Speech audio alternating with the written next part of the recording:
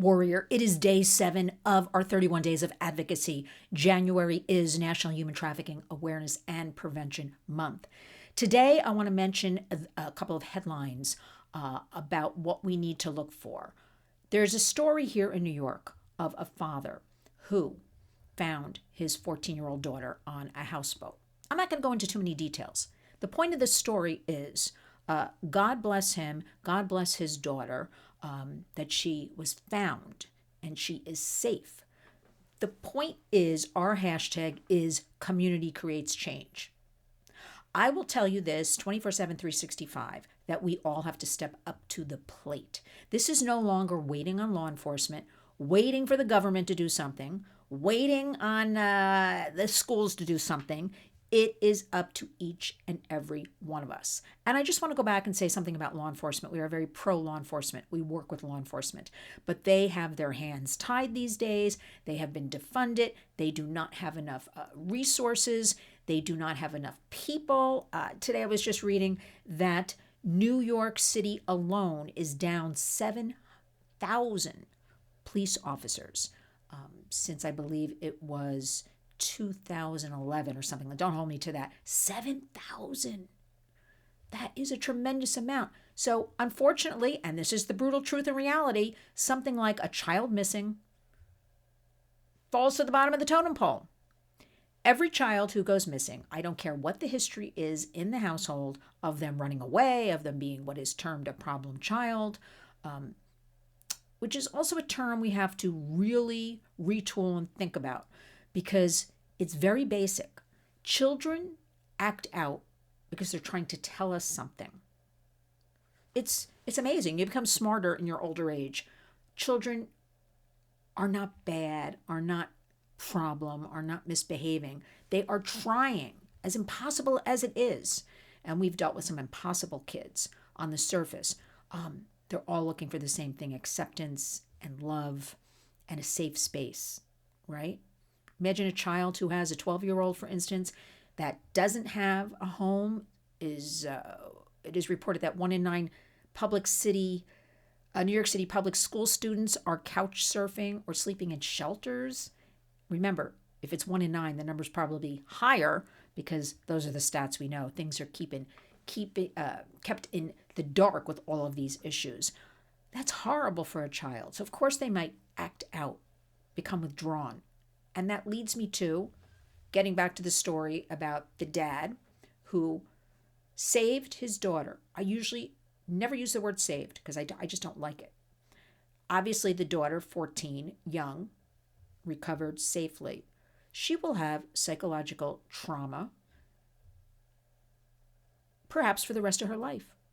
The healing is a lifelong process. But it points out that this dad, from day 1, which was December 9th, would not accept, coordinated with law enforcement, obviously, but until they could get going, because lots of times children are deemed, runaways, and different communities will wait 24 hours to go search for a child, especially, and this is where you have to change that mindset again, if the child has run away before or deemed a problem, words we don't like, again, at the Warriors, they're not that anxious to even go look for them. Or they say, why don't you wait and see if she calls or he calls? Listen, the first 48 hours we know are the most important to find a child or a teen. That is why you must honor our Warriors hashtag of community creates change.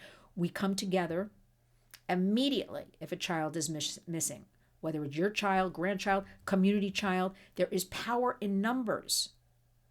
Power in numbers. I have no doubt in my mind, I'm going to say 99.9%, that if this dad didn't get his friends and cohorts and community members together right away, flyers, searches, all kinds of things, in coordination eventually with law enforcement, she may never have been found. Because what happens when children are taken,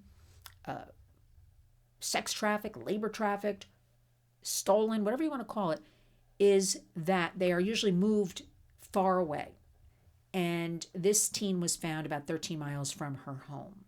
So we have to just say this was a miraculous story, but gives us proof that there is power in numbers, and we must come together. And this is something now, each community should have coalitions, and I kid you not, that have an emergency plan in place just in the event that if something happens, you are ready to go from the outset, just like this dad.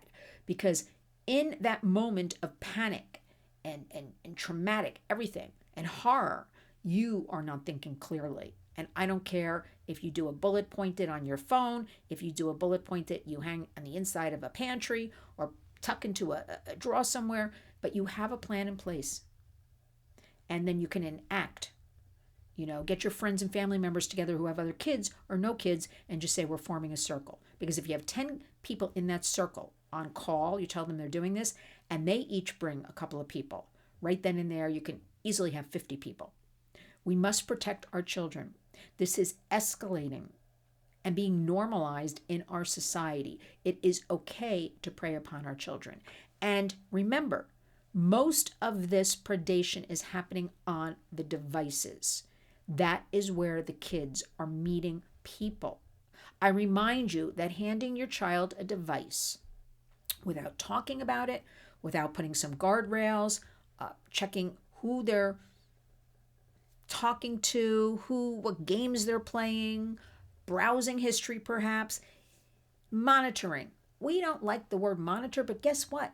In 2025, we have a duty of care as a parent, a guardian, if we're going to give that child a device, no matter what age. Because remember, I can't tell you what age to give your child a device, although we urge always, delay is the way, not before 8th grade, that you understand yourself the device. I just did a video on incognito yesterday. Please look at it for our day 6 of advocacy. It is hiding the browser history. That's basically what it is. A lot of adults already use it, but they're not realizing the kids are also using it to hide from their parents what they're looking at. When they're doing that, they're also hiding who they may be communicating with. We know that predators these days are slipping, getting people, for instance, kids on Snapchat. Kids still think, which I don't understand, we got to talk about it more, no matter where you are, no matter what you delete, once something is on the internet, it is there forever in some way, shape, form, in the cloud. Somebody has caught it, reposted it, done something with it. It does not totally disappear. Get on board with that thinking with the kids. If you tell them that fact, remember, every single picture, thought, whatever you write online or put online is there forever. You got to tell them this. That's just the basic fact. That's the truth, right? So what we have is incognito. Also, we know the predators are very savvy now, and they're directing the kids to DM and things like that to take that next step to get the kids into that private, direct messaging. And parents, you got to know about this. Grandparents, family members, everybody. I am really a little bit sick and tired of telling you, you got to get on board with this. You must. These are our precious children. It's 2025. We are waiting. We are waiting for things to get better, but you know what? They're only getting worse. So follow along with the warriors. Always lynswarriors.org is the website. Thank you for subscribing. We are on the highway to our next goal with the warriors of meeting 10,000 subscribers. That puts us on this new kind of YouTube highway of the information will be shared more widely. And that's what we need. We need more than ever to get this information out there. We cannot rest on our laurels. We must be proactive 24/7, 365. It's just the way of the world. It doesn't mean it's negative or anything. It's the way it goes right now. But the devices. And I always tell you, I'll leave you with this, giving your child a device, including laptops, regular computers, gaming, iPads, iPhones, Androids, any kind of phone, any of this is like opening up your front door and welcoming in the world and saying, here, just come in. The world of strangers. Now, you would never do that. So why are we doing that with kids and teens? Remember, it is up to us. Start researching. We have tremendous resources free to help you. You can always write to me, Lynn at lynswarriors.org, and ask a question. You need a little direction. I will always suggest to you. There are a couple of companies doing terrific work.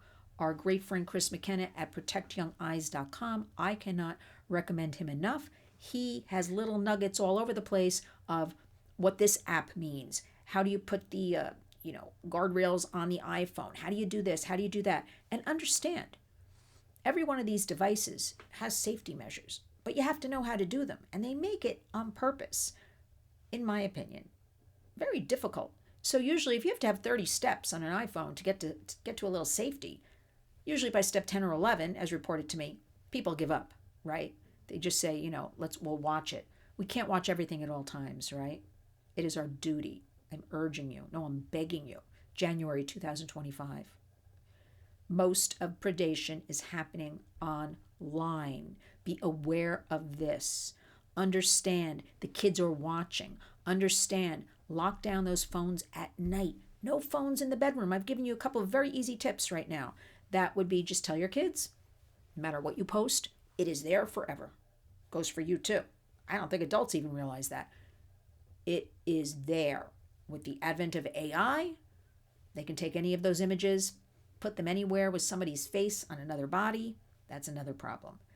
If you put your phones away at night, no child should be in the bedroom with devices. And that includes, we have to lead by example as adults. Whether you lock them down in your bedroom or you put them in a box together, you lead by example because the kids are watching. We do have reports where people are doing this. The families are much happier, the kids are much happier, because at night the kids need their rest and they're scrolling and they're looking, and you know what? Their focus is off. They're not getting sleep. They're looking at who knows what horrible content. Who knows who they're talking to? Just join us. It is time, each and every one of you, wake up each and every day. Talk to your kids open and honestly, age appropriate. This is something we cannot wait. We used to say 14, 15. Then it became 11, 12, 13. And you know what? Age appropriate beginning. We at the Warriors are starting programs for expectant parents, newborns, what to be on the lookout for. Nobody is safe. But you know what? A few simple tips. Take actions, resources. You're going to do great. Please honor our hashtag, Community Creates Change. Please honor my upcoming birthday with subscribing if you're not subscribed. Please, please, always do a little something for somebody else each and every day. Most important. And when you wake up each and every day, go out and be a warrior.